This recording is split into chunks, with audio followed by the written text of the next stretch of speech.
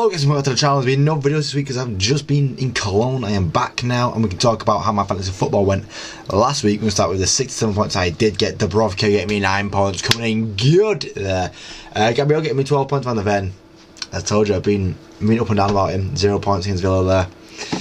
Spurs, man, do my head in. Alderte to get me 6 points, so doing well for that 4 million that we got him for. Semenyo getting an assist. Rangers and Xavi Simons once again doing nothing for me in the field. Eze doing nothing as well. We're getting 3 points. We'll take a 3 point layover. Isak. I mean, I'm going to hold on to Isak. Maybe. I don't know. Isak 2 points poor. João Pedro 2 points poor. Rice 3 points. Takos 3 points. Can't complain about too much. And Anderson looking like he's going to be injured. Haaland captain 26 points, 67 points, above the average, above what I want, 65 points, and closer to where I want to be. I just wanted to 3 points away from my target for where I'd like to aim. We're doing well so far. We are doing well. Look at things that have excited me a little bit. Maybe Reece James getting involved in a goal and an assist there, and Estevao getting an assist. Estevao always an exciting player to be looking at as well. And I think coming into his own a bit now. Voltemade scoring again, meaning, you know, I really want to get Voltemade in at this point, and he's got a nice run of fixtures coming up ish. Fulham at home, West Ham, Brentford, City. I mean, it's games where I can see him scoring. So one of the guys in my attack might be losing their place. Welbeck with 2 goals as well, not something I want to invest too much time into there. Ugochukwu, Burnley, no one really fancy from that. 3-3 though between Crystal Palace and Bournemouth, and Mateta is finding a bit of form, and Munoz getting 2 assists as well, showing how important he is. But once again, as I said, Palace's next run of games isn't too exciting. After the Arsenal game, potentially, I could look at getting Munoz in or Mateta, but I want to let that. I'm going to let this Arsenal game pass first before I jump on it. But Cooper Jr. as well, starting the game. I think that's his first start, and he's getting 2 goals as well. It's exciting to see. It's one of them players where we're going to hold off for a couple of weeks. You know, he's only 4.5 million, so it's easy to get into the team if you want to get him into the team. But he's got that Forest game, City game, and Villa game that you want to kind of get out of the way first before you start looking at it. But definitely potential there for a 4.5 million striker who seems to be starting games. That wouldn't be too bad. Haaland scoring the only 2 goals for City again. Once again, that's all you need. All you need when talking about City is Haaland. Haaland is doing that job. Mukiele and then an own goal for Sunderland 2-0 win. And then Fulham getting beat 1-0 by an Arsenal team. I actually got my predictions pretty spot on this week, but it's too bad because I was in Cologne. I didn't throw my video out. Spurs getting beat by Aston Villa. Aston Villa coming to a bit of a run there. Rodgers scoring there. Buendia scoring a good goal as well. And then United coming into their real own, beating Liverpool there. Ahmad and Bruno both getting assists. Gakpo getting the only goal for Liverpool. And Chance's missed goal. Lamens with 5 saves. Something that is looking like a real taste player to bring in right now. 12 points in his 2 games. That's alright, that is. And then Brentford beating West Ham 2-0. Another player that is, potential to look at is Igor Thiago. He's now got 5 goals for the year. And, once again, it's just the next few fixtures. Maybe not. Wait and see how he does after that. And potentially bring him in there. Looking at the current team of how my current team is this week, we have George Petrovic against Forest with Sean Dyche's first game there. Gabriel against Palace, I'm okay with that one. Van der Ven against Everton, and Takos against Spurs. I'm okay with Takos against Spurs, to be fair, looking at it now. With how Spurs are playing.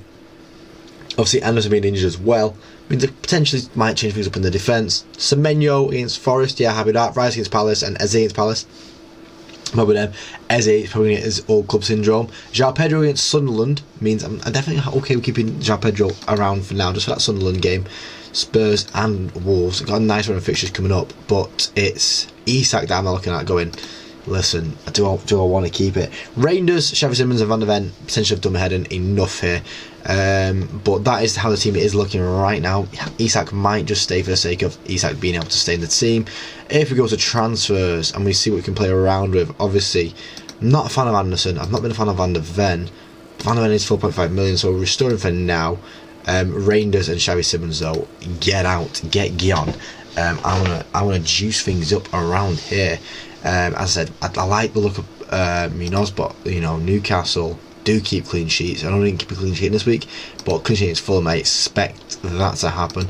I do want to bring in Nick Voltemade. I really do want to bring in Voltemade, but it might just be one of them where, mate, how many transfers have I got? I got 3 transfers. So if I do take out Isak for Voltemade, Let's do that. Let's take out Isak for Voltamade and see what that does to the team.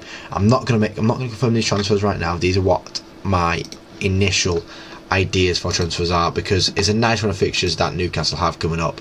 The next 3 especially. Obviously the City game's a bit off, but it's City at home, Everton away, Spurs. I mean, these are nice fixtures for Voltamade to be getting more and more goals, and he is on a nice little streak right now.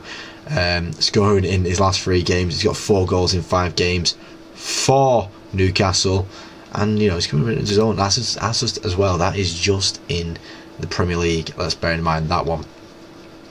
Same with the defenders for Newcastle. I have looked at it. I have thought about it. Did Thiago play this week? Yeah, they played a full 90 minutes this week. No clean sheet though this week. I'm just going to go on to the defenders. I said, we'll look on the defenders. I said, yeah, if you're going to look at anyone, Reece James, I said potentially there. Sunderland, Wolves, Burnley coming up in the next few fixtures as well, and he definitely is going to be playing. 5.4 million, not too shabby if you look at that one. And if you look at midfielders, who's shouting out midfielders? I said I've liked Enzo. I have liked the look of Enzo.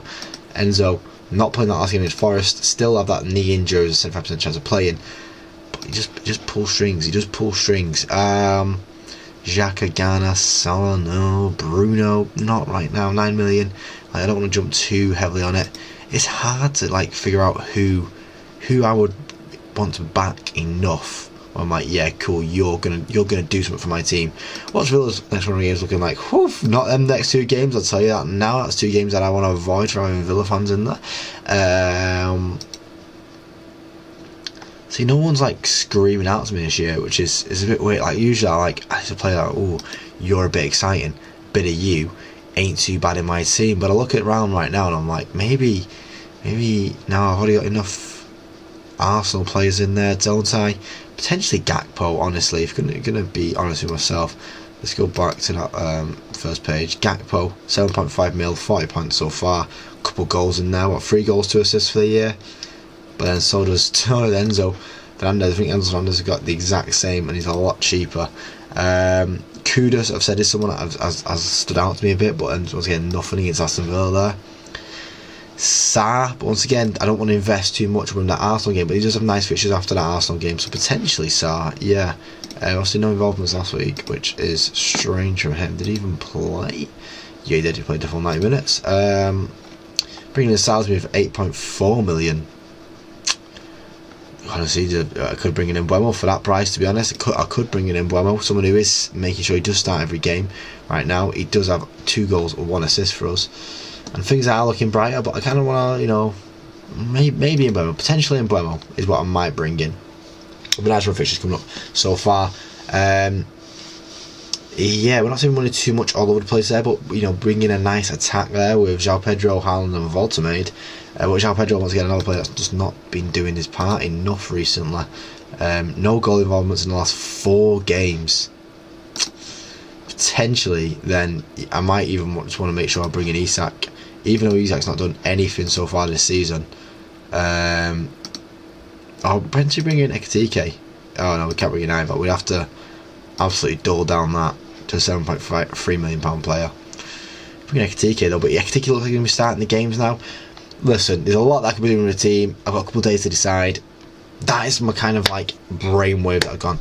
I think Voltamade's a kind of direction I want to go in right now. Wait and see how we get in that direction. Obviously, Rangers and Xavi Simons have demanded a bit too much as well.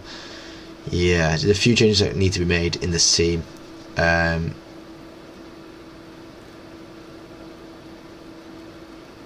Oh my god, yeah, oh Jesus Christ, my head's blowing off right now.